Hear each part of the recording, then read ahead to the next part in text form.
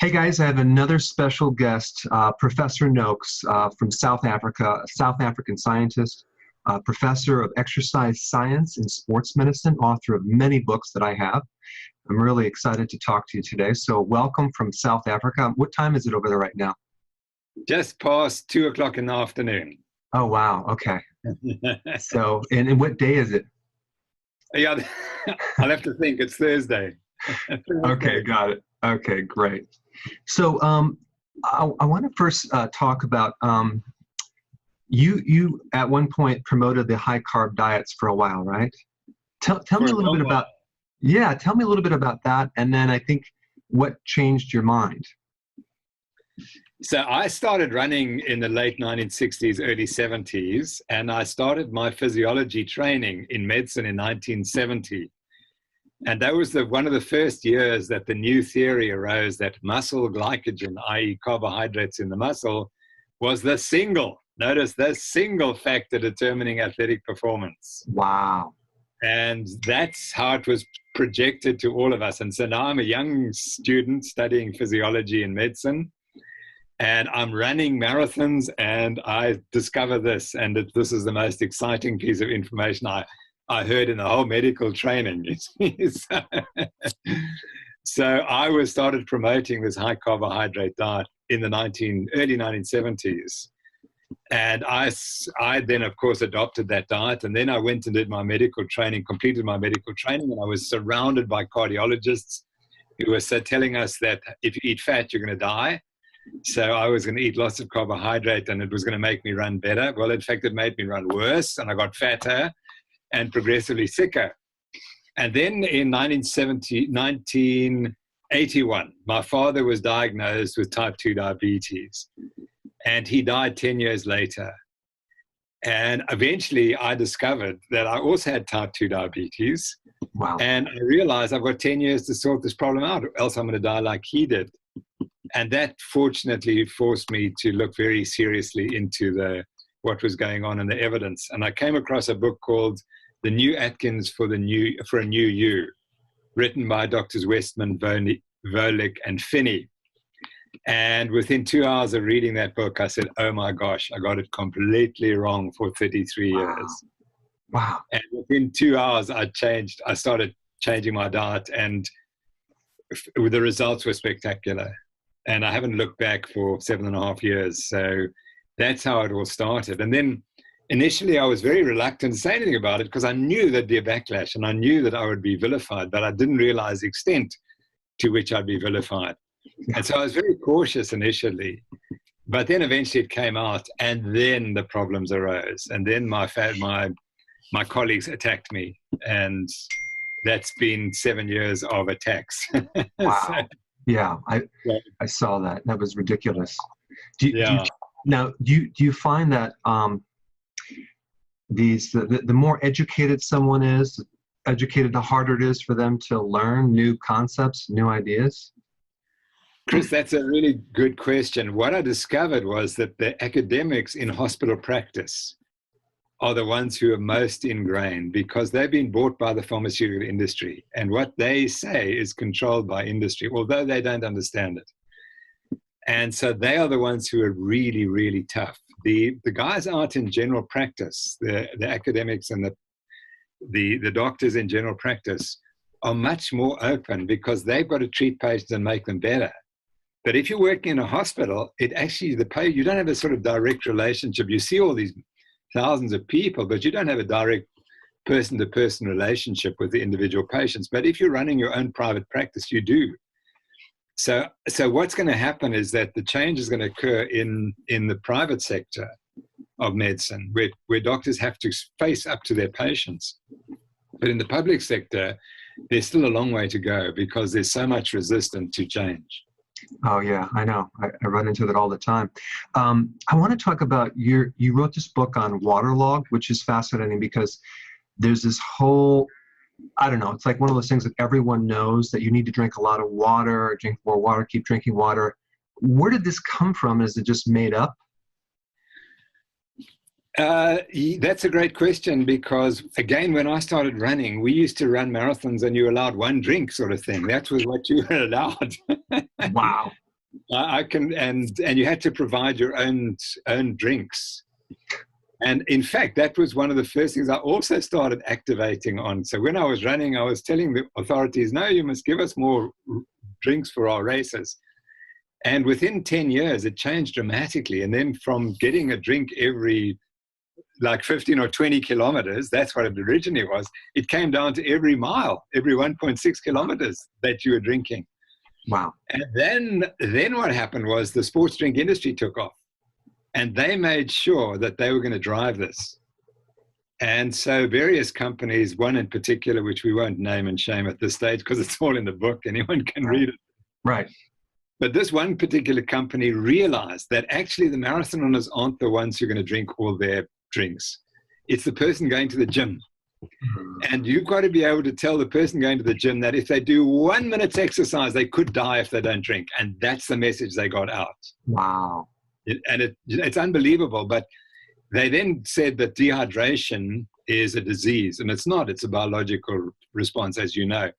They said dehydration is a disease, and if you become dehydrated, you can die, and it's going to affect your performance. And so they managed to sell this to millions and millions and millions of people who are working out in the gym for 10 minutes, that they must drink a lot and so on.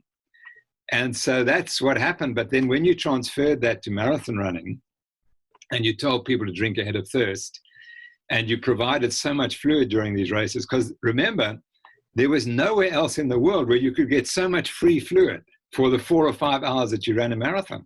You could drink and drink and drink. And of course, people overdrank and some died.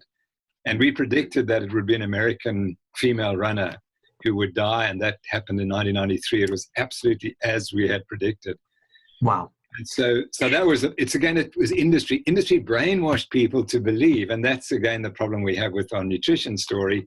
Industry brainwashed us to believe certain things which are simply not true.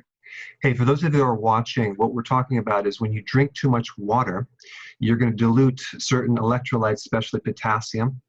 And what's going to happen is you need potassium for the heart to work, to balance fluids in the brain. So if you drink too much water, it's called hyponatremia, right? And your brain can swell. It can really be dangerous. And it can die. And there have been at least 15 deaths in runners and triathletes, and particularly in the military, which is really interesting because the biggest incidence has been in the military. And they finally this year, so that we described the condition in 1981, and now it's 2018. The first time in history, the US military said if a patient comes in and you think they've got a heat illness and they're confused, you may not give them fluids until you measure their blood sodium concentration. Wow. Now, we did that in 1985 or 86. Wow. That's how long it takes for change to occur. So just so you guys know, Professor Noakes is the top researcher on this data. Exercise-associated hyponatremia. You've done some articles on this research a lot, right? Yeah, we were the first to describe it. It occurred in a lady in the 1981 Comrades Marathon, which is a 90-kilometer, 56-mile race in South Africa. And she wrote to me after the race because she'd been unconscious for 4 days. So here she starts this race completely healthy.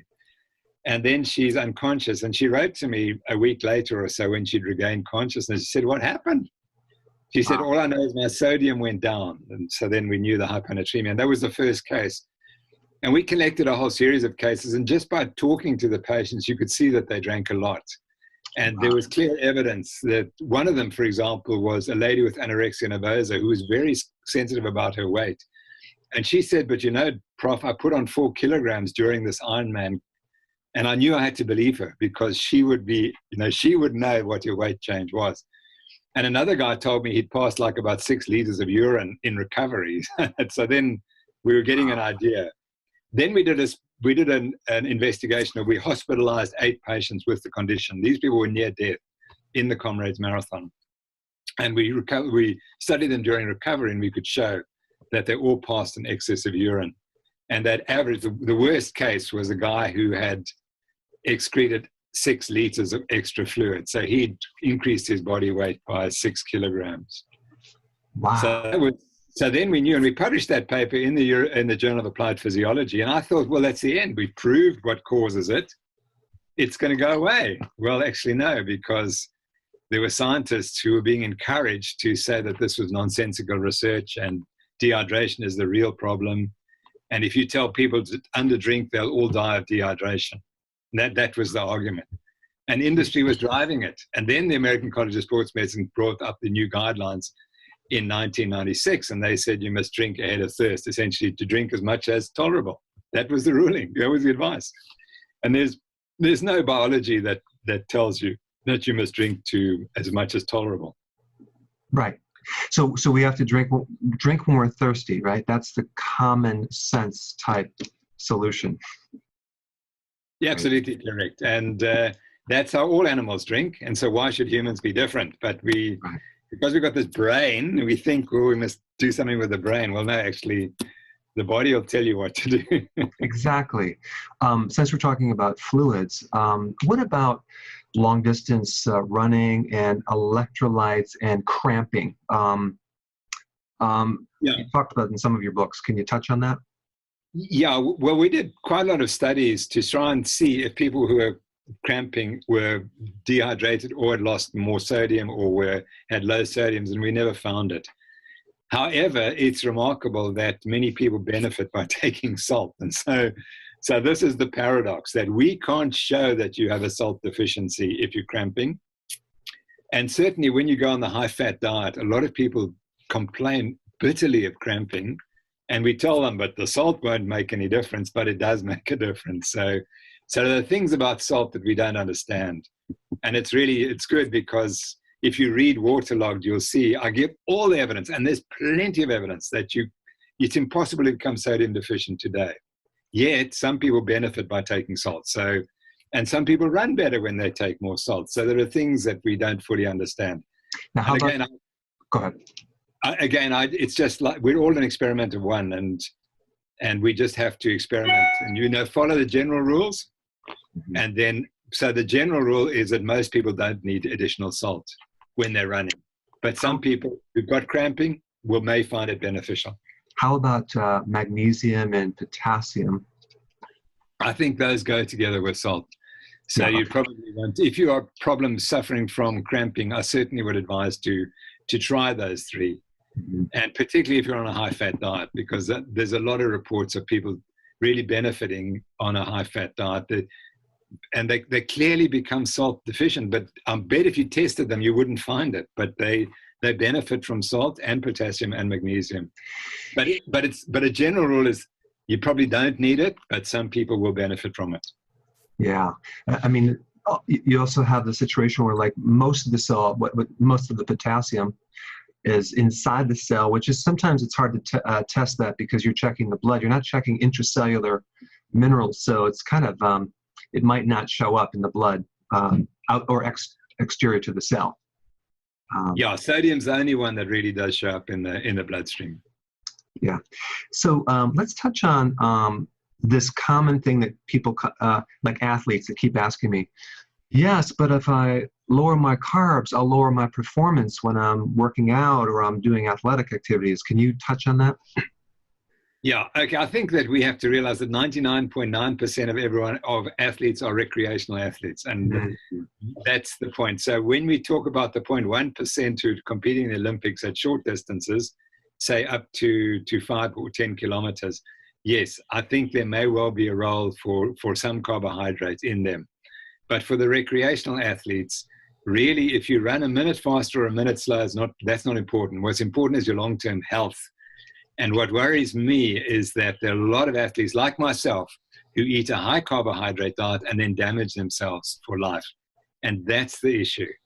So if you can tolerate carbohydrates and you're not insulin resistant and you're not heading towards diabetes like I was, yes, eat a little bit more carbohydrate, but you only need 200 or 250 grams a day. I mean, if you go back and read some of my early books, you'll see we were telling people to eat a kilogram of carbohydrate a day. Wow. And that was in the Tour de France. And I mean, that is murder. You want to kill people, give them a kilogram of carbohydrate a day. Oh my God. Wow. That's a lot. That's a lot. So I think you'll find that today a high carbohydrate diet for a Tour de France cyclist is probably 300 grams or 350 grams. Wow. And that they are burning, most of the energy that they're burning is coming from fat. That's critically important to remember. Most of the energy when you're exercising is coming from fat, not from carbohydrate. Wow. So if you're doing an ultra marathon, for example, what should they eat anything in that process?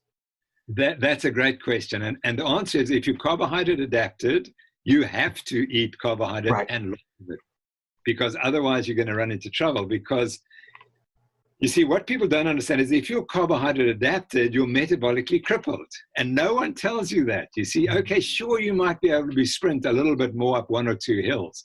But when it comes to the long slog over 4 or 5 hours, you've got to burn fat. And the well-trained elite athletes can burn 1.6, 1.8 grams of carbohydrate a minute. Whereas if you are carbohydrate adapted, you're burning 0.6, and that's it. A third.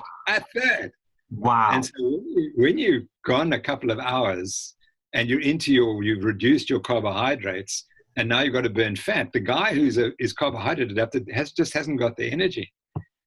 And I think actually most ultra distance runners, even if they're eating a higher carbohydrate diet, are probably fat adapted, because they do a lot of training in a carbohydrate depleted state. Because if they wouldn't, they couldn't do what they do. Right. They don't understand that they are actually significantly fat adapted, even though they're eating, or they think they're eating, a high carbohydrate diet. Fascinating. And so you tap out the glycogen reserve, and then sometimes they hit this wall, call it the bonk or something. Correct. And that's when you want to be burning fat. And then if you're fat adapted, you can just carry on all day. So to answer your first question, if you're probably fat adapted, you don't need to eat. I'm just rewriting Law of Running, and I'm going back to read all the old stuff again. And one of the great runners was a chap called Arthur Newton. He really started ultra distance running. He's the father of ultra distance running. And I'm reading again what he used to eat. And they were all eating lots of meat and very little carbohydrate. And in the race, so he'd have a big breakfast, a big English breakfast, and he'd run, and halfway through the race, he'd stop and he'd have a meat-based food. That was what they used to eat. And then they did take some carbohydrate in, but as sugar, in the form of sugary drinks, but that was it. They didn't stop and eat bananas and potatoes and apples and things. They did have sugary drinks, usually tea with added sugar. But the main sustenance for them was a high protein, high fat meal before and in fact during the races. Amazing. And then I and Bruce Fordyce and Bernard Rose, the three of us, we were the first to develop the goose in South Africa, and we called it. I didn't know that. Fordyce, Rose, and Noakes. And so because here we were, you need all that carbohydrate, and we made people take all this carbohydrate, and we were right in the sense that if you're carbohydrate adapted, you need it, but if you're fat adapted, you don't need it. And the irony is, all three of us are insulin resistant. All three of us got fat. All three of us now eat a high-fat diet and eschew the carbohydrates. Oh my gosh, I didn't know. You were the culprit. We're the culprits. Oh my gosh, that is ironic. And then the other question I have, there's another concept of that if you eat too much fat, people are going to say this, well, aren't I going to increase my cholesterol? Am I going to die of a heart attack? Can you touch on that point? Yeah, well, I'm glad you asked that question, because I would encourage everyone to go to the Virta Health, VIRTA Health website. And Virta Health has just completed the first year of a 2 or 3 year study in which they fed high-fat diets to diabetics. Now, okay, so diabetics are the sickest people on earth. They are given the worst diet possible. They're told to eat lots of fat and lots of protein and cut the carbs. That's a recipe for utter disaster. So guess what happens? You mean you said low carb. You mean high carb?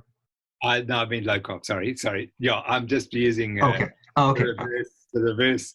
So technically, according to all our knowledge, they're the most dangerous diet to the unhealthiest people. Okay, got it. It must be a disaster. They must all drop dead.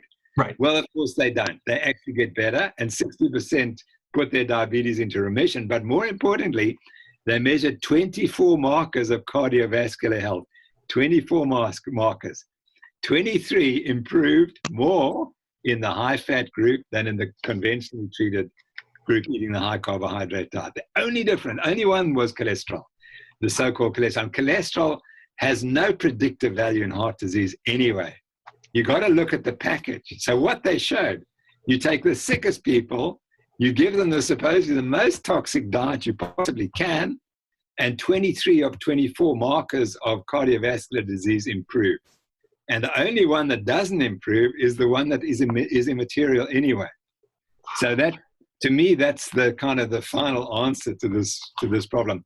Yes, indeed, your cholesterol may go up, but that's probably a good thing rather than a bad thing, because everything else is going to improve. So we don't focus on what's not important, focus on all the other stuff, which is important. Yeah, that's right. And just for people that are watching, you have to realize that your body makes cholesterol, makes, I think, 3,000 milligrams a day. So it's a necessary part of our physiology. We need that cellular membranes, hormones, repair, all sorts of things. Exactly. It's probably the most important chemical in the body. And Wow. some idiots wanted to try and stop us making it. My great friend Zoe Harcom says, the liver makes cholesterol. It doesn't want to try to kill you. It's trying to keep you alive. That's why it's making cholesterol. Wow. Yeah, because I do a lot of YouTube videos, and I think where I get a lot of my material is I go to the mainstream push of whatever they're pushing, and I go to the exact opposite, and you're going to find the truth, because everything they're promoting it turns out to be completely, utterly wrong. So they give me a lot of good material to educate people on in reverse. And then let's talk about insulin resistance. I think this plays in with what you just said. Yeah. Maybe you can just touch on what it is, and then why fat will actually benefit someone as insulin resistance. Yeah. So insulin resistance to me is the natural human condition for many populations. That I say that reservedly because I don't have the data to prove it, but I think that if a population has grown up eating a higher protein, high fat, lower carbohydrate diet, they'll have to be insulin resistant. And we know that mothers get more insulin resistant during pregnancy. And we knew that babies are insulin resistant. The fetus is insulin resistant when it's born. So it's kind of in our genes. And what's happened in the last 40 or 50 years is that we've taken mothers and we've force-fed them carbohydrate during their pregnancy. That makes them more insulin resistant. The fetus is born more insulin resistant. And then we wean them onto high carbohydrate diets. And that makes the child even more insulin resistant. So the high carbohydrate diets are pushing us to become more and more and more insulin resistant. What is that? You can't metabolize carbohydrates properly. So in my case, if I take carbohydrates, my glucose shoots up, my insulin shoots up, and the insulin doesn't work properly. It can't get the glucose into my tissues. So I've got less muscle glycogen, which of course is profoundly ironic, because here I was telling all these fat runners to eat lots of carbohydrate, and they couldn't get rid of the carbohydrate into the muscles. They would convert it to fat, so it wasn't helping them anyway. So you can't metabolize the carbohydrate, and the insulin doesn't work properly, and it just gets worse. So every time you take in carbohydrate, you over-secrete insulin. The insulin doesn't work, and it makes the system just get worse and worse and worse. And the key, and you never burn fat because you're always trying to get rid of all this carbohydrate you're eating. And so any fat that you ingest has to be stored because you can't burn it, because insulin prevents the burning of the fat. And then the insulin, it turns out, is toxic on almost all body tissues. So the body is trying to protect the overdose of insulin and sugar by developing insulin resistance. It's trying to tell us, hey, stop consuming so many carbohydrates. Yeah. And that's right. And it takes the carbohydrate and stores it fat. So initially it's okay because you just get fat, the subcutaneous tissues, but then you put a little bit of that fat in the liver or in the pancreas, and then you become even more insulin resistant. And that's when you tip over into diabetes. It's just one of those obvious things it's like the elephant in the room, that if you lower your carbs, increase your fat. Fat has the least effect on insulin. You're going to actually help insulin resistance. And Um, yeah, so it's, oh my gosh, it's crazy. It makes no sense that if you can't tolerate carbohydrate, that you're encouraged to eat carbohydrate. So Right. finally, the evidence is coming through that, and in fact, the way people with type 1 diabetes, where you don't secrete any insulin, they were treated on low carbohydrate diets in the 1920s before insulin was available. And that was the only way you could get people to live any longer, was not feeding them carbohydrate. But we kind of forgot that. Wow, I didn't know that. That's interesting. Yeah, it Like is. it's wow, it's just as amazing. What happened was then insulin came along, and then the guys thought, well, we've cured the disease, so you can eat what you like, and we'll give you more insulin. And so then the other problems are that insulin drops your glucose. So doctors, the worst thing they fear is that you drop your insulin, your glucose. So it's better to run at a higher glucose. And then there's less danger that you'll get a hypoglycemic attack. And that's the problem, because the hypoglycemia is caused by too much insulin. So they're focused on this hypoglycemia, but they're kind of ignoring the hyperinsulinemia problem, Exactly. which is just as damaging as the high sugar. It's probably the problem. Yeah. Yeah. Wow. So what type of interesting activities or research are you currently doing right now in your lab or your office? Yeah, I'm retired, but we have a foundation, the Noakes Foundation, and we try to fund research and my interest obviously is in diabetes, and we're just gearing up now for a study of people who are reversing their diabetes. So over the years, we developed a laboratory where we could study pretty much the whole metabolism of the human body. And we've just added measurements of liver glucose production, because that's what really goes wrong in diabetes, is you overproduce glucose. So we can now essentially measure everything we need to measure in diabetic patients. So we're taking a large sample of about 40 people with diabetes, and we're measuring their metabolism before we put on the intervention, which is a low carbohydrate diet. And then of that 40, we're hoping 60% will reverse. And then we'll see what has changed in that group. So then we'll understand the biology of reversal, which no one has studied yet. So we know that you can reverse. I use that word carefully because you're not really healed. You still can't eat a high carbohydrate diet. So you're in remission in a sense. So we're trying to see what happens in remission. And we think that we will show that the liver glucose metabolism is normalized, which would be crucial. And then that will show, okay, so that's what's the problem in diabetes, is that it's the liver glucose production goes wrong, and these are the reasons why that happens. So we're doing intensive research on that. But the other thing that a lot of people ask is, well, if this low carbohydrate diet's healthy and good, but it's very expensive, and that actually is not true. So in South Africa, as in the United States, the people who've got the biggest diabetes problem are the poorest, because they have the worst food choices. And we've shown that in South Africa, you can live quite well on $3 a day. You can eat well on $3 a day. And we've developed diets for $3 a day. Now we're about to do a major intervention of 200 people where we put them on a $3 a day diet. Wow. And see what happens. And these are people who are sick. They've got diabetes, high blood pressure. And we suspect that once you take the sugar out, because these people are completely sugar addicted and carbohydrate addicted, because that's all they can afford to, or they thought that's all they could afford. And so they've eaten those foods for decades. And we've done at least 10 interventions already, and we show the blood pressure just comes shooting down. Wow. Just like within 3 weeks, the blood pressure starts to normalize, and they don't need their medications, and they start to feel in control, because these are the poorest of the poor who have no control of their lives. And now we've shown them, actually, we can control your medical issues. And it's absolutely eye-opening, and it's so rewarding. Wow. So my foundation is funding a major study like that. And then the third thing we do is we have set up a nutrition network since May, where we're teaching doctors how to prescribe low carbohydrate diets and the biology of the low carbohydrate diet. And it's amazing, because we believe the doctors are critical. Anyone in the medical profession, be it nurses, physiotherapists, whatever, they're all critical. Because if every doctor we can convert will convert 10,000 people at least, because you'll have a big patients, and those patients will tell others. And just as soon as the doctor says it's okay, then that makes a big difference. Right. What kind of are they? Do you seem to find that there's interest there? Is it kind of slow? What's well, we've had a great sign up. I mean, we expected 100 people. We got 400 people for the first course. So good. So it's really been exciting, and we're now going to really expand into a tier 2 and then a tier 3, which will be some sort of university diploma. Wow, and this is really exciting. It is, and it's been very, very well received, and we're very appreciative how well people are enjoying it. Wow. And guys, just so you know, I'm going to put some links down below by Professor Noakes Foundation, some of his books, and you need to check this guy out. One question I had about when people start to get on a ketogenic diet, they lower their carbs.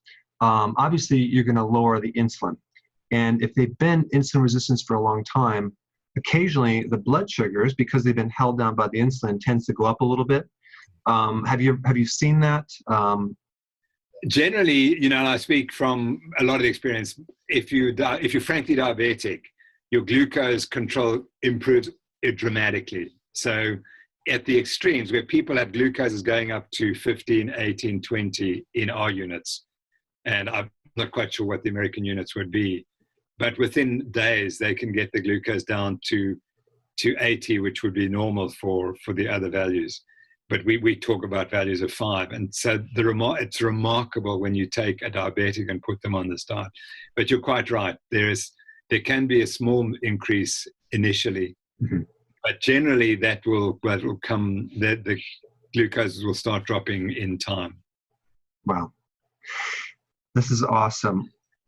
I want to just thank you for your time for doing this interview. And I think you shared great insights into what could be possible to improve health and the kind of counterintuitive viewpoints that are kind of shattering some of the myths out there, the mainstream. So I want to thank you for this interview, and I hope to talk to you soon with some more updates. So thank you very much. My pleasure, Eric. It was lovely chatting to you. Thanks so much. Great.